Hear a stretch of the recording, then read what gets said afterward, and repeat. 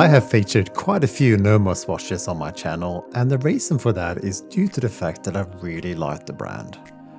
They are so quirky and individual, which is the sort of thing that really speaks to me. Most of the things I own are left of field. Every time I do feature one, there are just as many people that comment on features such as the long lugs, the price or something else.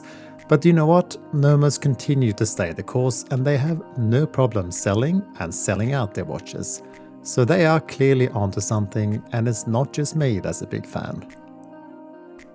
Whatever you think about Nomos releases, there is no way one can question the quality, and yet again, it is unbelievably good. I will torture test this one as per usual under extreme macro, and I can tell you right now that this one gives Grand Seiko a run for their money in the extremely precise print, interesting dial material, and a sculpted case. But more on that shortly. The Nomos Ahoy Neomatic 38 comes in both a sky blue and in this case sand variety. I asked to borrow the sand one, but if I was buying one it would be a tough choice. They are both gorgeous to my eyes. And the specs are extremely impressive. A water resistance of 200 meters, an in-house movement on full display that's regulated in 6 positions, a compact size that still wears well thanks to its long lugs and overall case design that's full of interesting angles and visual surprises. Whether this is your first time hearing about Nomos from Germany or 10th time, I recommend staying till the end since there's a lot of things to talk about here. Let's get stuck in.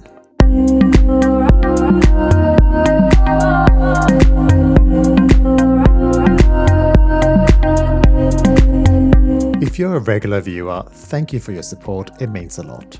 If you're here for the first time, do consider a like and subscribe, and I thank you in advance. Sizes alone can be deceiving on paper, so seeing this on my 19cm wrist should give you an idea on how it actually wears. The sizes presented on the website are 100% accurate at 38.5mm diameter, 20mm lug width, a very reasonable 48.7mm lug to lug, but I do measure the thickness at exactly 10mm. If you're interested, including the crown that sticks out beyond these crown guards, it measures a total of 42mm. So whilst it is technically a small watch, it does not wear like one. It's time to get up close to this dial, and as I mentioned, it is quite a rewarding experience. The dial changes colors depending on the light. It can look almost like wet sand in the shade, or glitter like gold in bright lights.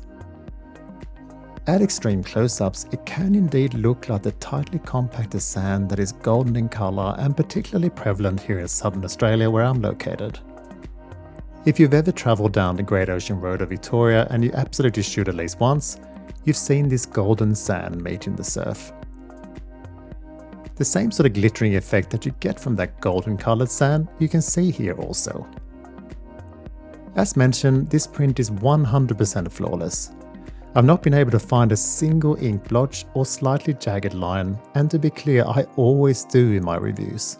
And again, on a textured dial like this one, that is an achievement.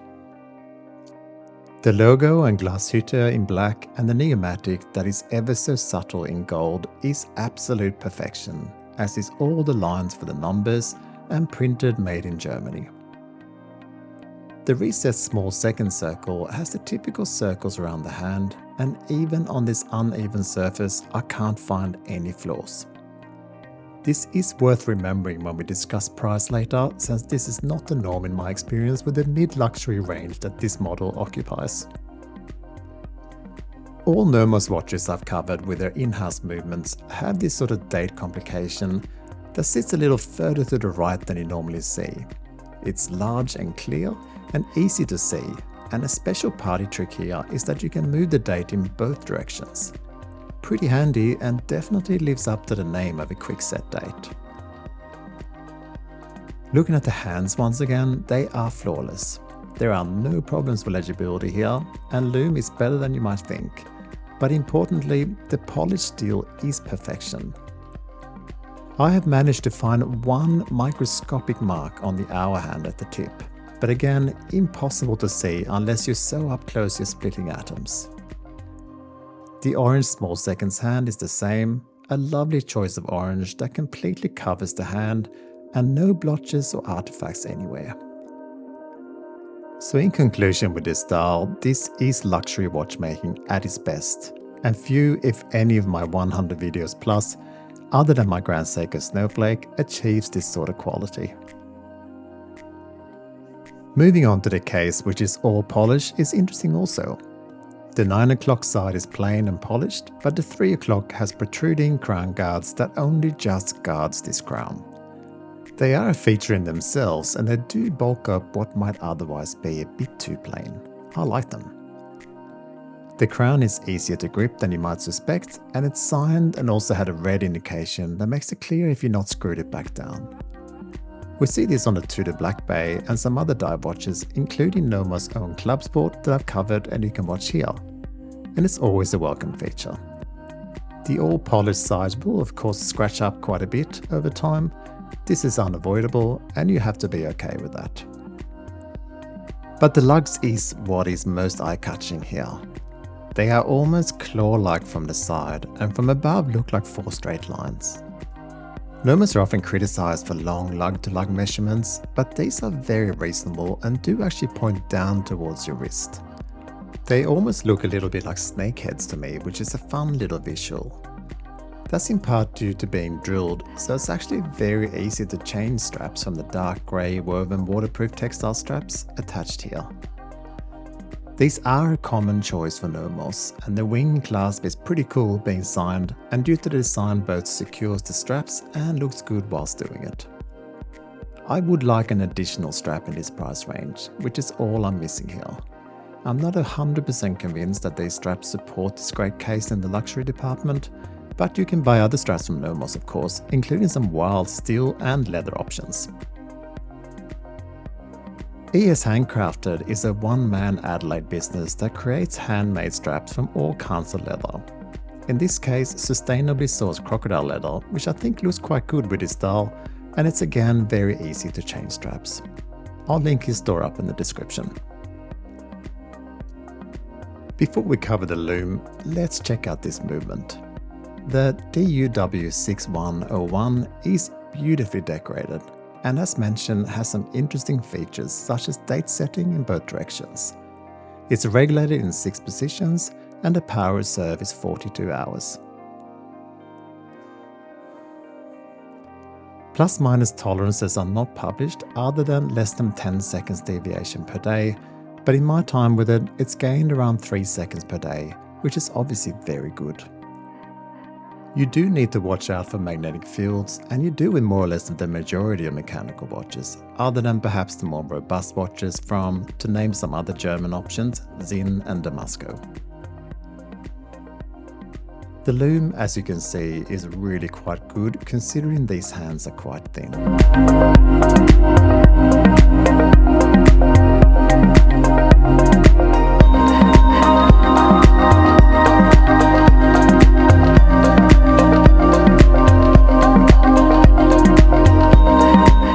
To secure your own Nomos Ahoy Neomatic, you will need to part with 5,780 Australian dollars if you're happy with the steel case back.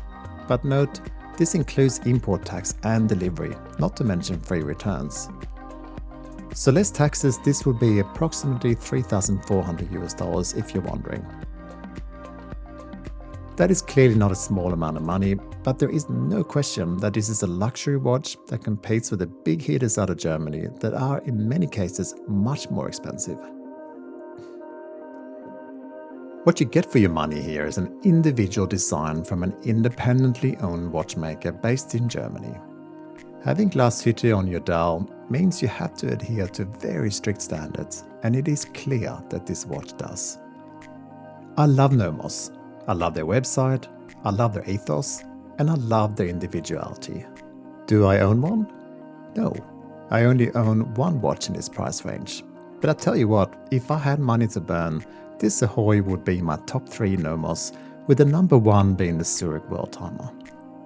I do hope that one day a Nomos will find its way to my watch box and wrist, and I can tell you right now that the Ahoy would be an excellent watch to wear at both dressy events and grocery shopping. It's versatile enough to be both dressy and fun, and I like it very much. What about you? What do you think?